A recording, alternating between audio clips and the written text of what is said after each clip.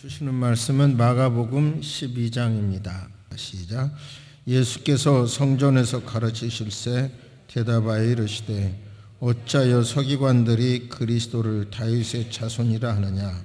다윗이 성령에 감동되어 친히 말하되 주께서 내 주께 이르시되 내가 내 원수를 내 발 아래에 둘 때까지 내 우편에 앉으라 하셨도다 했느니라. 다윗이 그리스도를 주라 하였은즉 어찌 그의 자손이 되겠느냐 하시니 많은 사람들이 즐겁게 듣더라. 예수께서 가르치실 때에 이르시되 긴 옷을 입고 다니는 것과 시장에서 문안받는 것과 회당의 높은 자리와 잔치의 윗자리를 원하는 서기관들을 삼가라. 그들은 과부의 가산을 삼키며 외식으로 길게 기도하는 자니 그 받는 판결이 더욱 중하리라 하시니, 예수께서 헌금함에 대하여 앉으사 무리가 어떻게 헌금함에 돈 넣는가를 보실새 여러 부자는 많이 넣는데 한 가난한 과부는 와서 두 렙돈 곧 한 코드란타를 넣는지라. 예수께서 제자들을 불러다가 이르시되 내가 진실로 너에게 이르노니 이 가난한 과부는 헌금함에 넣은 모든 사람보다 많이 넣었도다. 그들은 다 그 풍족한 중에 넣었거니와 이 과부는 그 가난한 중에서 자기의 모든 소유 곧 생활비 전부를 넣었느니라 하시니라. 아멘. 하나님께서는 좋은 것을 흘려 보내기를 원하십니다. 혼자 갖는 게 아니라 흘려 보내기를 원하십니다. 플로잉이라는 단어가 있는데요. 그게 뭐냐면 좋은 것을 흘려보내는 거죠. 성부 하나님께서도 이 마이크 쓰기로 했죠. 성부 하나님께서도 아들 예수를 흘려 보내주셨죠. 흘려 보내주셔서 우리가 살게 된 것입니다.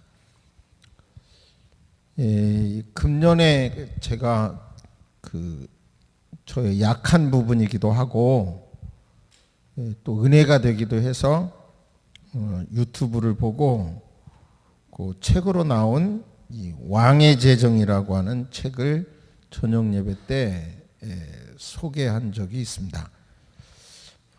내용을 간단히 요약하면 4대째 예수 믿는 여성이시고 부모님들이 이렇게 많이 남을 도와주는 그런 것을 어렸을 때부터 보았어요.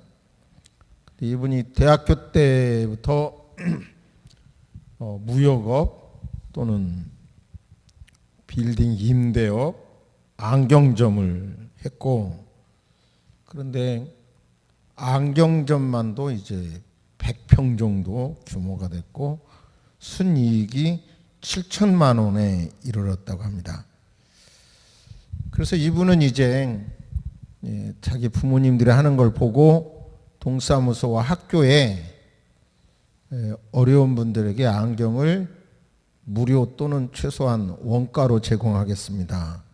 이렇게 공문을 보냈더니 매일 100명씩 찾아오더래요. 100명씩.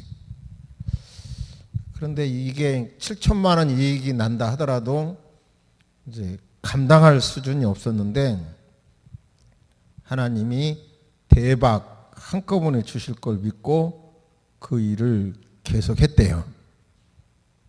또 그러던 차에 어쩔 수 없이 친구에게 6억을 보증을 서줬고, 그런데 이 적자가 계속 누적이 돼서 결국은 엄청난 부채를 끌어안고 안경점도 넘기게 됐어요.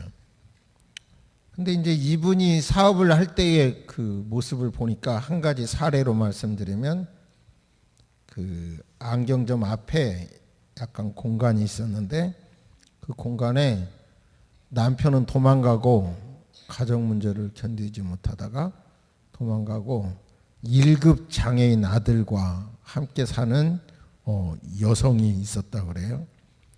그래서 그분에게 그 안경점 앞에서 아이스크림 가게를 하겠다고 그래서 허락을 해주고 매월 이분은 그냥 사실이라고 확실히 믿어줘서 소개합니다. 생활비로 50에서 100만 원씩 꼬박꼬박 주었는데 안경점을 넘기고 난 다음에 새로운 안경점 주인이 그걸 허락하지 않자 아주 비참하게 살고 있었다고 합니다.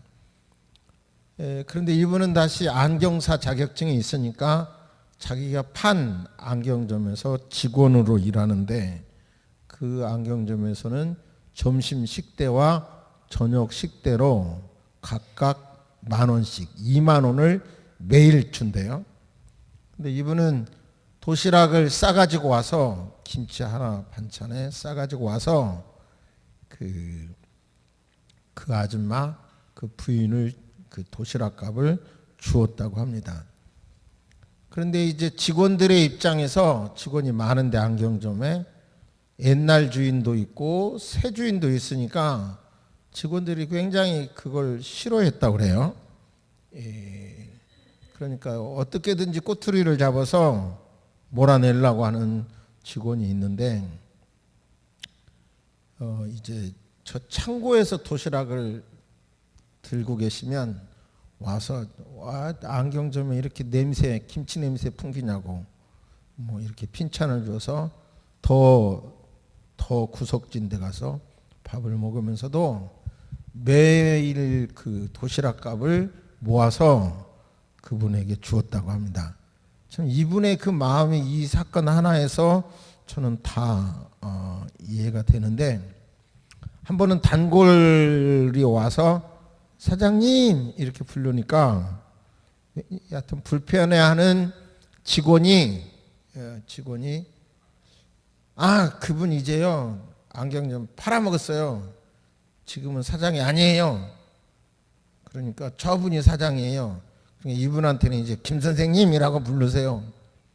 이렇게 핀찬을 주어서 그날 밤에 교회 가서 통곡하면서 기도했다는 내용이 저도 그 대목을 읽을 때 눈물을 흘렸습니다.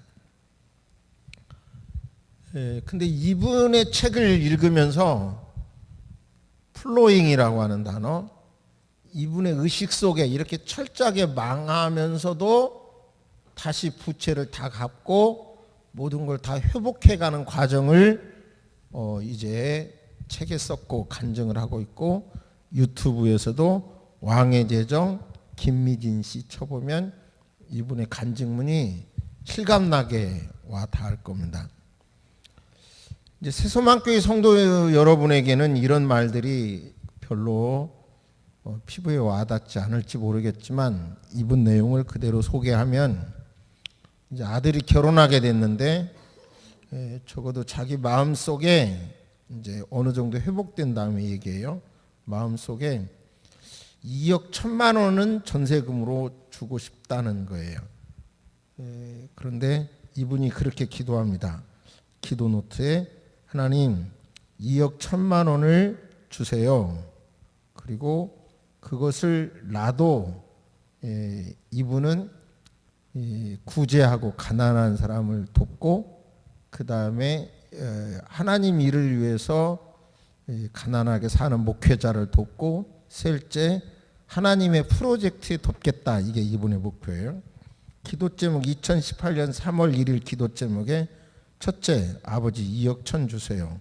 둘째 아버지 2억 1천만 원을 응답받는 것을 믿고 헌신합니다. 나도 저도 주의 종에게 집 한 채를 플로잉할 수 있게 은혜를 주세요. 2019년 3월 1일 1년 안에. 그리고 셋째 예식장 경비와 식사비 3,500만 원을 주세요. 그런데 하나님께만 기도하는데 어느 집사님 부부에게 남편과 아내 각각에게 자꾸 그 김미진 간사에게 2억 1천만 원을 주어라 이런 음성이 들렸대요. 어떻게 들렸냐면 기도하는데 하나님의 음성으로 네가 삶의 안정감을 느끼는 근거가 뭐냐 그런 음성이 들려서 집이죠. 시가 4억 하는 집이죠. 그랬더니 그럼 네가 나를 믿는다면 그거 팔아서 그중 2억 1천만 원을 김미진 간사에게 주어라 그런 음성을 들었대요. 부부가 각각 들어서 믿고 그분이 그 돈을 갖고 왔다는 거예요. 그래서 이제 이분도 이제 설명은 없지만 그 해까지 다른 어느 목사님에게 자기도 플로밍 계획한 대로 아파트를 사줬대요. 하나님께서 놀라운 방법으로 응답하셔서 2018년 12월에 30평대 아파트를 구입해서 선물할 수 있었다. 내 플로잉으로 그분은 성빈이라고 불러요. 목회자를. 초자연적 부의 이동을 경험했다. 그러니까 이분의 핵심은 뭐냐면 부를 내가 갖는 게 아니라 내가 필요할 때 나도 남에게 주면 흘러간다 이 말이에요. 흘러간다는 생각이 있는 거예요. 그 이후에 계속 이해되는 게 이어지는 내용이 중국 사람이 찾아왔더래요. 어눌한 한국말을 하는 분인데 사업을 망해가지고 어려울 때 이분의 유튜브를 듣고 사업을 마음을 회복하고 사업을 회복해서 다시 재산을 회복한 뒤로 이제 유튜브에서 매일 1강씩 들었으니까 이 강의를 들은 기간을 계산해서 강의료를 1천만 원씩 해서 계산해서 15억짜리 건물을 갖고 왔더래요. 드린다고. 그래서 그 선교원으로 등록했다는 내용입니다. 이런 이야기를 들으면서 저 목사님 연말에 별로 안 하던 설교를 한다 하지만 하실지 모르겠지만 성경이 진리라고 믿는다면 하나님께서 저와 여러분에게 내게 재물 얻을 능력을 주셨다. 내 하나님 여호와를 기억하라. 그가 내게 재물 얻을 능력을 주셨습니다. 이 말씀도 믿으시기를 바랍니다. 여러분에게 재물 얻을 능력이 있다는 걸 믿으시기를 바랍니다. 잠언 19장 17절 가난한 자를 불쌍히 여기는 것은 여호와께 꾸이는 것이니 여호와에게 꾸어주는 것이니 그 선행을 갚아주시리라. 흩어 구제하여도 더욱 부하게 되는 일이 있나니 과도히 아껴도 가난하게 될 뿐이니라. 구제를 좋아하는 자는 풍족하여질 것이요 남을 윤택하게 하는 자는 윤택하여지리라. 자기 계산으로 도로 받는다라고 하는 것이 진리의 말씀입니다. 여러분, 진리의 말씀을 믿고 예수님을 믿는다면 부담스러운 말씀도 이성을 끄시고 하나님의 말씀을 받아들이시기를 주의 이름으로 축복합니다. 성경은 농사를 비유해요. 30배, 60배, 100배를 말씀하는데 이것은 적게 심는 자는 적게 거두고 많이 심는 자는 많이 거둔다는 말씀이죠. 그러니까 사실 현실로 말하면 경제가 무너지면 개인도 무너집니다. 경제가 무너지면 부부관계도 무너질 확률이 아주 높습니다. 경제가 무너지면 교회도 무너집니다. 경제가 무너지면 나라도 무너집니다. 경제가 무너져도 이 모든 것을 다 지킬 수 있다라고 생각한다 그러면 어찌 보면 아주 천사를 만나야 가능한 일이고 현실적으로 어려운 일입니다. 성경은 예수님께서 하신 비유가 40개조인데 그 중에서 15개가 바로 돈에 대한 비유이고 믿음에 대해서 214번, 구원에 대해서 218번, 재물에 대해서는 3000번 이상이 나왔다고 합니다. 그러니까 기독교인들은 경제에 관해서 정확한 의식을 가져야 되고 경제력을 잃어버리는 것이 아니라 소유하는 여러분 되시기를 주의 이름으로 축복합니다. 지금 근대 국가가 경제적으로 발전하고 사람이 존중받는 그 핵심에는 여러 번 말씀드렸지만 우리 장로교의 정신을 삶으로 실천한 청교도 정신이 주요한 역할을 해요.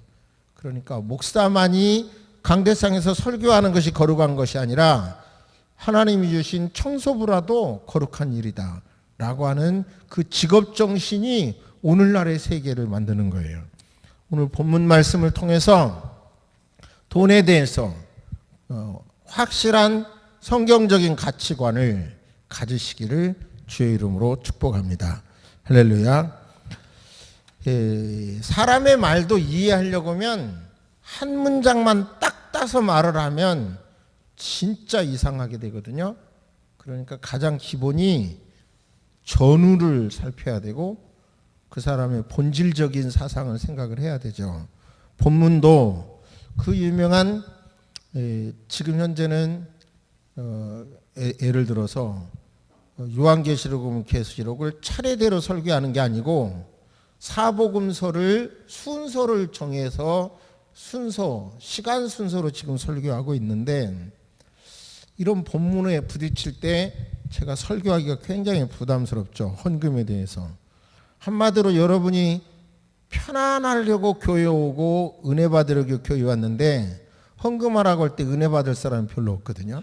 그래서 저에게는 아주 부담스러워서 피해가고 싶었지만 이 본문 말씀을 묵상하니까 이건 굉장한 많은 내용이 포함되어 있더라고요. 그래서 설교합니다. 그 앞문장부터 말씀을 드리면 예수님의 말씀을 그대로 받아들이면 아멘이고요.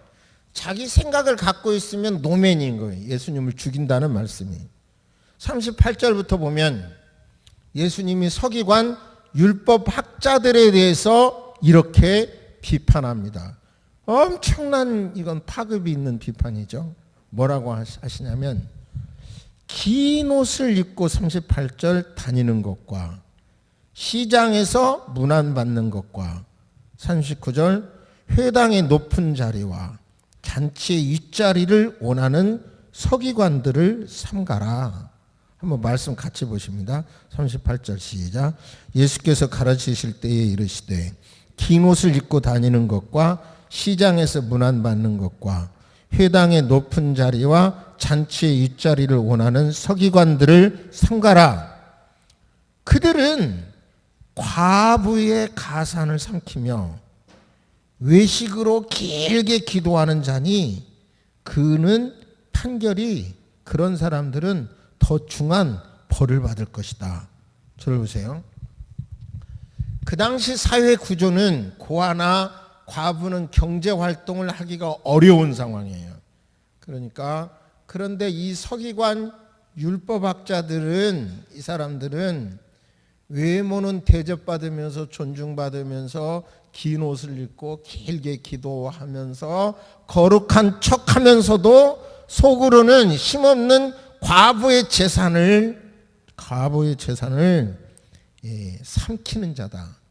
그 힘을 가지고 그 당시 현상을 정확히 말씀하고 있어요. 이제 헌금을 이렇게 쭉 하는데 조금 이따 사진 준비해 주세요. 예수님의 일행이 헌금하는 것을 지켜보고 있었어요. 성전에서. 그럴 때 이렇게 쭉 헌금하는데 부자들이 헌금액을 액수를 많이 해요. 그러니까 이 단어를 찾아보니까 지속적으로 반복적으로 헌금을 많이 했어요. 그런데 과부가 두 렙돈, 그냥 쉽게 말하면 한 끼 점심값 정도, 그 정도 돈을 헌금을 했어요. 창피하게 빨리. 이 사람들은 보란듯이 헌금했지만 창피하게 빨리 헌금을 했어요. 예수님께서 제자들을 따로 불러서 이렇게 말씀합니다. 진실로 너에게 이르노니 이 가난한 과부는 헌금에 넣은 모든 사람보다 많이 넣었도다. 그들은 다 풍족한 중에 넣었거니와 이 과부는 그 가난한 중에서 자기의 모든 소유, 그날의 점심값뿐만 아니라 생활비처럼 어찌 보면 그 마지막 재산을 넣었다 이 말이에요. 한번 사진 보여주세요. 이게 지금 헤롯 성전인데요. 그 옛날에 그 쬐끄마한 성전하고는 비교할 수 없게 아주 크고 화려하게 헤롯 성전을 짓습니다. 이제 저를 보세요. 이 본문을 이해하기 위해서 제가 많은 자료를 찾아봤는데요. 어떤 논문에서 이렇구나 이걸 깨달았어요.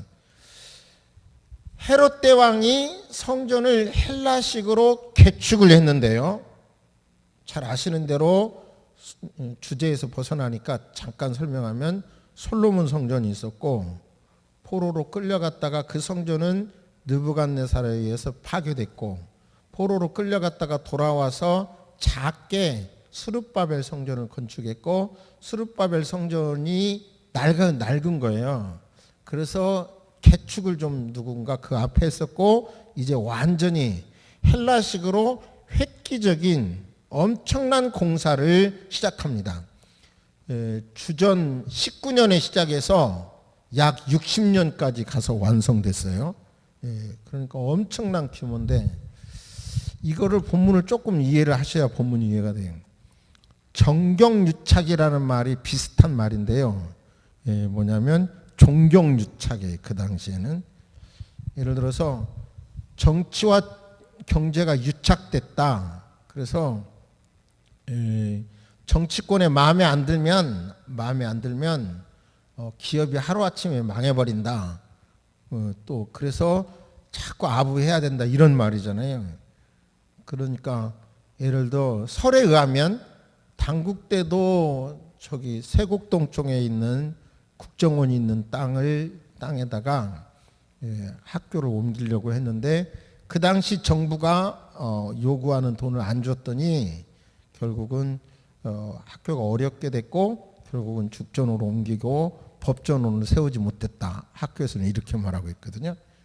뭐 예를 들어 명성그룹 같은 경우도 명성 콘도 같은 경우 그런 경우가 우리나라 발전을 위해서 필요한 아이디어였고 사업이었고 내실도 괜찮았는데 결국은 그 당시 정권의 마음에 안 들어서 날렸다. 언론하고 듣는 얘기는 틀리죠. 그 관점에서 대우그룹에 대해서도 최근에 제가 책을 읽어봤는데 그분은 이제 북한과의 관계를 많이 했고 그런데 나중에 북한에게 마음에 안 드는 쪽에 그것이 원인이 됐고 그래서 대우를 날렸다. 언론하고 틀리다. 어느 말이 맞는지는 모르겠지만 어쨌든 정경유착이 경제가 단순 경제활동이 아니라 정치하고 유착된 관계를 말하는데요. 이 당시 경제는 종경유착 경제였어요. 무슨 말이냐면요. 이스라엘의 종교는 성전 중심의 종교잖아요. 그런데 그 성전이 어느 정도냐면 성전 건축을 오래 하니까 나라 경제를 살리기 위해서 국책 사업을 하듯이요. 헤롯이 국책 사업으로 이스라엘 사람들의 마음을 살 겸 성전 건축을 크게 한 거예요. 성전 재건을 국책 사업으로.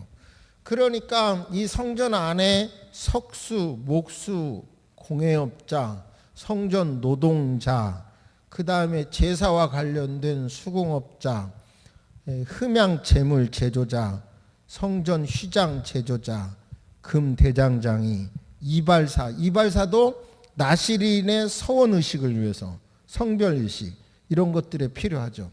우리가 설날 경기, 추석 경기 말하잖아요. 그러니까 유월절, 오순절, 장막절에 예루살렘에 많은 사람들이 와요. 그러니까 와서 굉장한 제물을 드려요. 요세푸스에 의하니까 6월절 축제 기간 중에 매일 수소 2마리, 수양 1마리, 새끼양 7마리가 바쳐졌고 당시 소 1마리 가격이 100데나리오니까 그 규모가 얼마냐. 한 예로 주 66년 6월절에는 무려 25만 5,600마리의 양을 제물로 바쳤대요. 얼마나 대단해요. 헤롯은 예루살렘 성전을 완공하고 300마리의 소를 바쳤고 그 다음에 마르쿠스 아그리빠는 예루살렘을 방문했을 때 100마리의 황소를 바쳤죠. 그러니까 성경은 이렇게 성전은 11조를 받기도 하고 그리고 제가 그 논증은 주보에 하겠습니다마는 성전에는 성전 소유의 토지가 있었더라고요. 그 다음에 예루살렘 성전에는 각종 보물이 보관되어 있었어요. 성전 창고에는 금, 은이 있었고, 또 성전세를 바치기 위해서는 환전을 해야 되는데요. 그러기 위해서 이익을 남기고, 재물을 바치기 위해서 재물을 준비해 놓고, 준비된 재물을 어느 자료를 보니까 25배 정도 그렇게 폭리를 하기도 하고, 그러니까 성전에 엄청난 돈이 있었던 거예요. 그 돈을 성전 문지기와 서기관이 관리했어요. 자, 그러면 성전에 그 하나님께 바친다는 의미가 뭐냐면 고르반. 부모를 섬기는 것이 정당한 일이고 마땅히 할 일인데도 부모를 섬길 돈을 고르반 하나님께 바쳤습니다. 그러면 안 섬겨도 되는 거예요. 그러니까 온갖 이제 악한 일이 이 성전 중심으로 벌어졌던 것입니다. 여기까지 이해가 되시죠? 그러면 여기서 부자란 성전과 관련된 사업을 하면서 어찌 보면 폭리를 취하기도 했고 그러면서 돈을 많이 가졌다는 거죠. 근데 중요한 것은 돈을 그렇게 가져놓고도 또 헌금은 안 할 수가 있는데 제가 많은 자료를 찾아봤어요. 혹시 무슨 어떤 이권을 따기 위하여 많은 돈을 내야 했나? 이런 관점으로 많은 자료를 찾았는데 그런 것은 찾지 못했고요.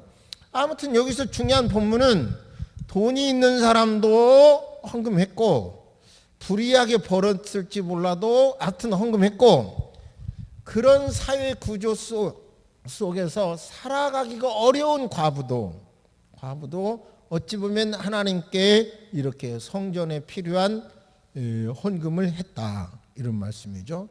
그러면 여기서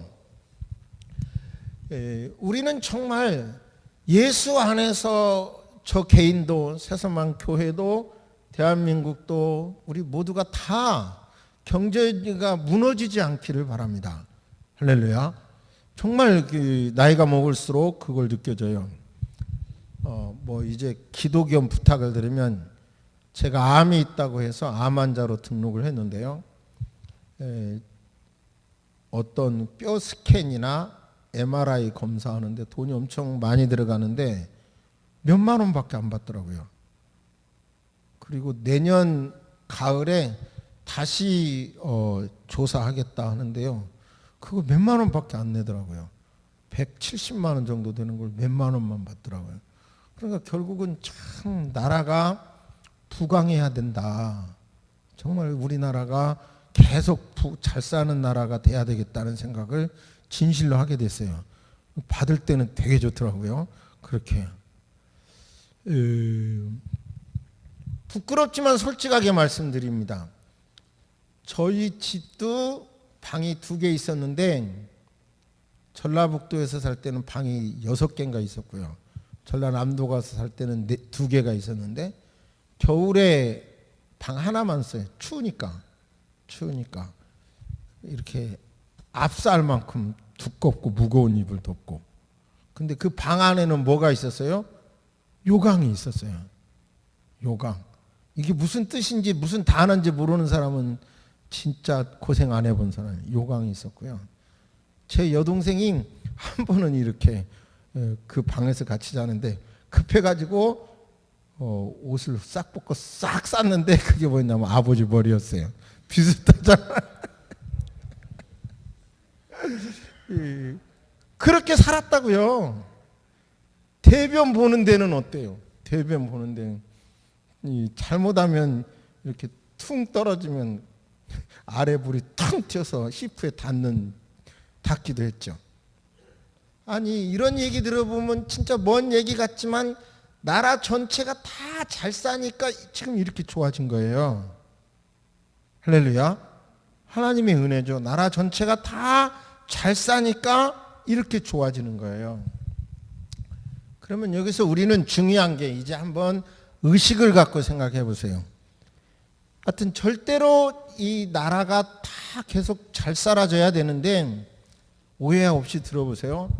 제가 볼 때 이 세상에서 가장 좋은 편안한 논리는 공산주의야. 공산주의. 다 열심히 일해서 다 똑같이 잘 살자. 근데 결국은 그것은 성경의 한 큰 원리인 인간이 죄인이라는 것을 간과해버린 거죠. 그래서 그것을 실천하면 못 살게 돼. 그러면 이제 민주주의나 또는 자본주의 시장 경제를 도입한 나라도 둘 중 하나예요. 이제는 이 자본주의나 시장 경제 이런 데에서는 문제가 굉장히 많아요. 결국은 엄청 문제가 많아요. 아까 제가 잠깐 이 성전 안에서도 이렇게 해서 돈 버는 사람, 그 구조 중에서도 어떻게 살아갈 수 없는 가부의 현실, 이런 문제가 사회적으로 있기 마련이거든요. 그러면 이 자본주의는 너무 많아서 둘 중 하나인 거예요. 결국은 돈 있는 사람이 내가 플로밍 하면서 나누면서 살든지, 아니면 자본주의는 결국은 부익부 빈익빈이 될 수밖에 없어요.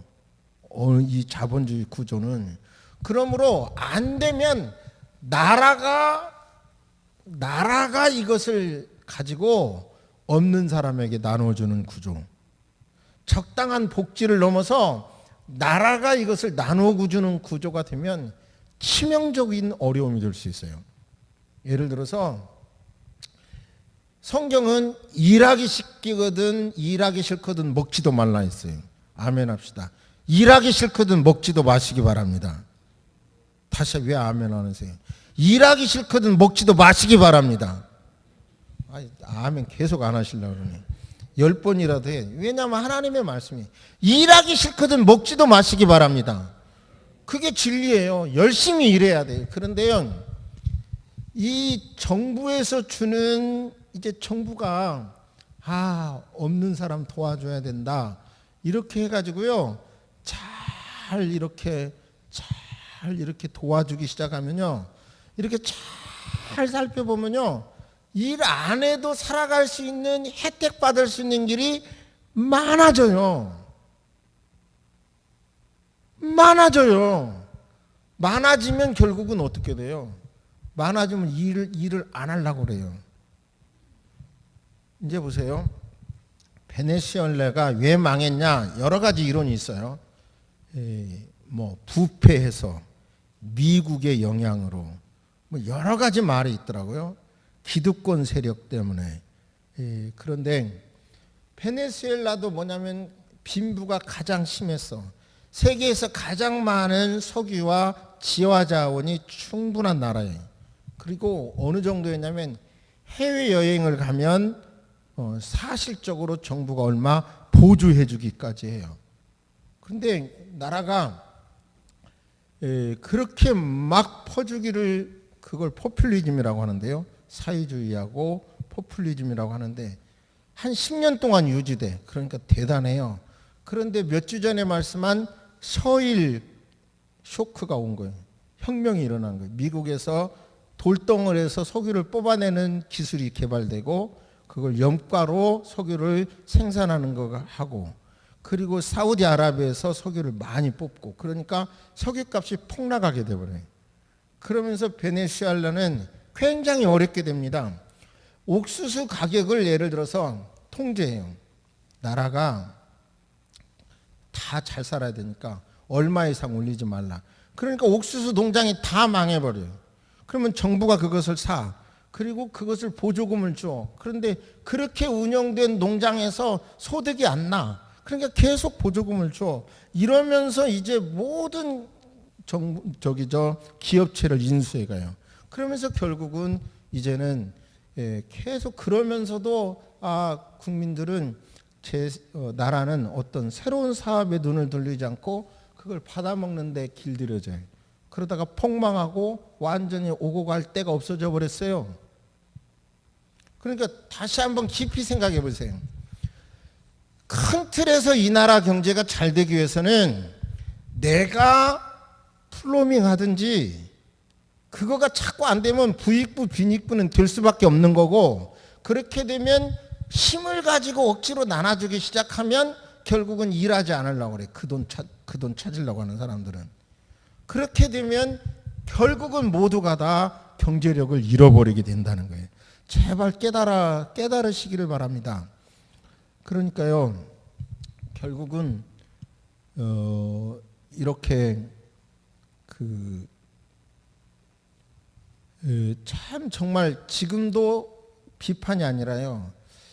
우리 처남이 동아일보사 인사과에 있었고 장모님 운명하실 때 나 그렇게 많이 찾아오는 조문객 처음 봤어요. 힘이 있었죠. 근데 은퇴하고 나서 이제 살림이 어렵게 되고 중국 평신도 선교사 사역을 하는데 이제 그분을 여러 가지 노력을 해서 사모님과 박 목사님이 노력을 해서 임대 아파트 당첨시켜주고 그 다음에 귀가 어두우니까 혜택을 받고 다 이렇게 다 해놓으니까요, 일 안 해도 먹고 살 수 있는 길이 딱 열리더라고요. 진짜로 지금 우리 시대도 진짜 대한민국 좋은 나라예요. 그런데 문제는 여기서 더 지나치면 안 된다고. 저 시골 가서 들어보는 소리는 죄송합니다.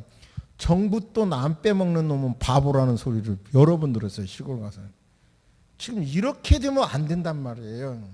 아무튼 우리 스스로 크게 생각하면서 내가 열심히 일하고 하나님 말씀대로 내가 받은 것을 내가 살기 위해서 플로밍 흘려보내야 된다라고 하는 것이 내가 살고 너도 살 수 있는 그게 영적 공식이고 비밀이라는 것을 깨달으시기를 주의 이름으로 축복합니다. 할렐루야. 할렐루야. 이것을 영적으로 지적으로 진실로 받아들이기를 바랍니다. 한 분 얘기만 하고 마칩니다. 록펠러라고 하는 분 우리 다 듣고 있습니다. 그의 가문에서 부통령도 나왔고 지금도 미국에서 가장 영향력 있는 가문 중에 하나입니다. 젊은 시절 록펠러는 가난해서 하나님께 기도합니다. 하나님, 저를 부자 되게 해주세요. 그의 기도대로 그는 33살에 백만장자가 됐고 43살에 미국 최대의 재벌이 되었고 55세에 세계 최대의 재벌이 됩니다. 그는 돈을 벌려는 욕심과 돈을 지키려는 욕심 때문에 걱정이 많아져서 위장병이 생기게 됩니다. 돈을 도둑 맞을 것 같아서 집에 철조망을 쳤고 개도 길렀지만 염려가 사라지지 않아서 신경쇠약에 걸렸고 55세에는 근무력증, 탈모증, 불면증, 육회양으로 먹지도 자지도 못하고 몸은 나무 막대기처럼 돼버리고 말았어요. 죽음의 문턱에 와 있던 그가 의사는 1년밖에 살지 못한다고 사형 선고를 합니다.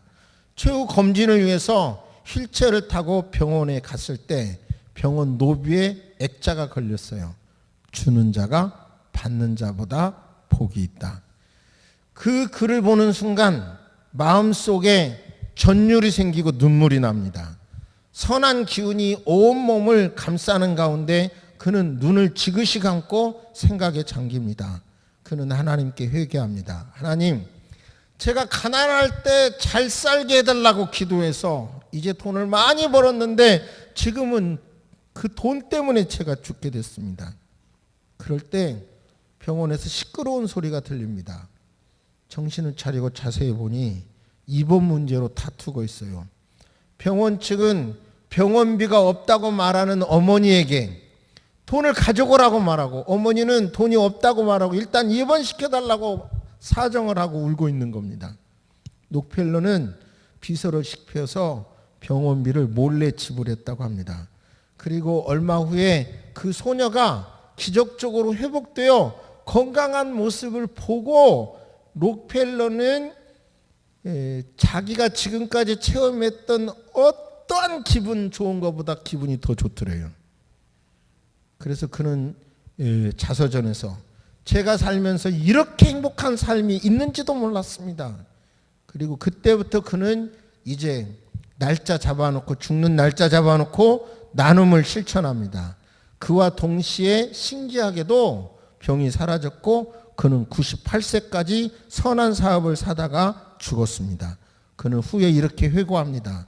인생 전반기 55년은 쫓기면서 살았지만 후반기 43년은 행복하게 살았다. 주께서 받는 것보다 주는 것이 복이 있도다 라고 하는 말씀을 기억했고 모르게 드리라고 하는 것도 기억을 하면서 그는 그 삶을 실천했다고 합니다. 하나님의 말씀이 진리라고 믿으시면 주라 그리하면 너희에게 줄 것이니 곧 후이되어 누르고 흔들어 넘치도록 하여 너희에게 안겨주리라. 너희 헤아리는 그 헤아림으로 너희도 헤아림을 도로 받을 것이라는 말씀을 진리의 말씀으로 받아들이고 실천하시기를 주의 이름으로 축복합니다. 2019년을 돌이켜보면서 얼마나 집값 올랐냐 이런 건 중요한 문제가 아니고요.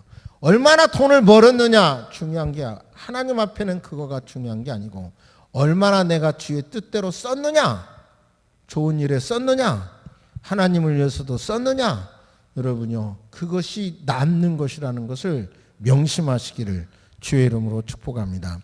확실한 것은 지금까지 목회하면서 계속 들어본 말 중에 시대가 너무 어려워요. 돈이 그래서 어려워요. 이런 얘기만 들었지 시대가 잘 돼서 돈 지금 잘 벌리고 있어요. 그런 소리 들어본 적이 없어요.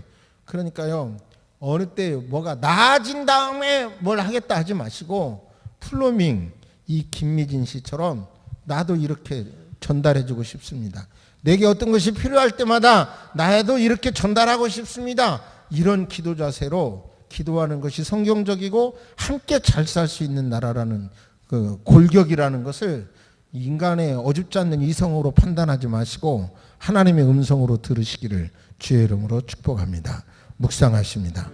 하나님 아버지, 부자든 가난한 과부든 헌금하는 모습을 보며 우리는 하나님의 일에 하나님께서 하라고 하는 남을 섬기는 일이나 아버지 하나님의 프로젝트에 동참하는 일에 마음껏 쓸 수 있는 아버지 하나님 돈도 주옵소서. 그러기 위해서 플로밍 나를 통하여 흘러보낸다라고 하는 논리를 잘 배울 수 있도록 도와주옵소서.